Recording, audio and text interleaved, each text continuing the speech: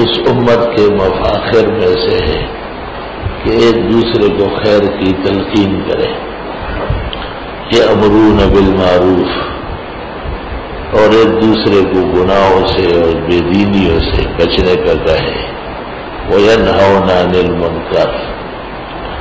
قرآن مجید میں ہے کہ یہ مسلمان کا اہم منصب ہے، بخلاف منافق کے کہ وہ بے دینی سکھاتا ہے اور اچھے کاموں سے روکتا ہے۔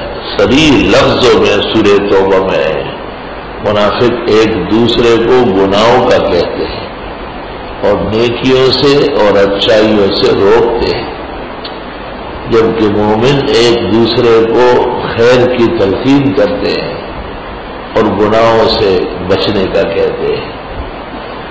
یہود میں سب سے پہلی بیماری جو پھیل گئی تھی وہ یہ تھی، کانوا لا یتناہون عن منکر فعلوہ، کہ لوگوں کو کمزوریوں میں دیکھتے تھے، دینی افتادگی میں دیکھتے تھے، دینی کمی کوتاہی کرتے کراتے تھے اور ایک دوسرے کو منع نہیں کرتے تھے۔ امت محمدیہ کو اللہ نے یہ شرف اور اعزاز دیا ہے کہ الا کلکم راع وکلکم مسئول عن رعیتہ، ہر شخص ذمہ دار ہے اور اس سے اس کے ریوڑ اور ذمہ داری کا پوچھا جائے گا۔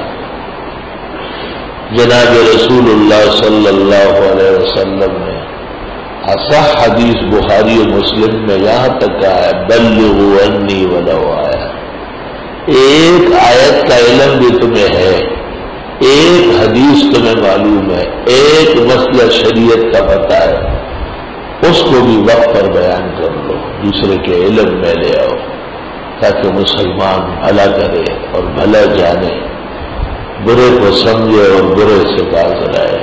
الحمدللہ رب العالمین۔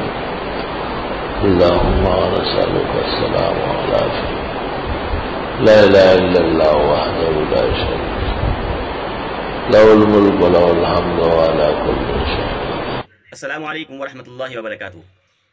محترم ناظرین اکرام، مفتی ظفر علی خان صاحب کی ویڈیو دیکھنے کے لیے اور سننے کے لیے، ان کے بیانات کو سننے کے لیے ہمارے چینل کو سبسکرائب ضرور کر لیں۔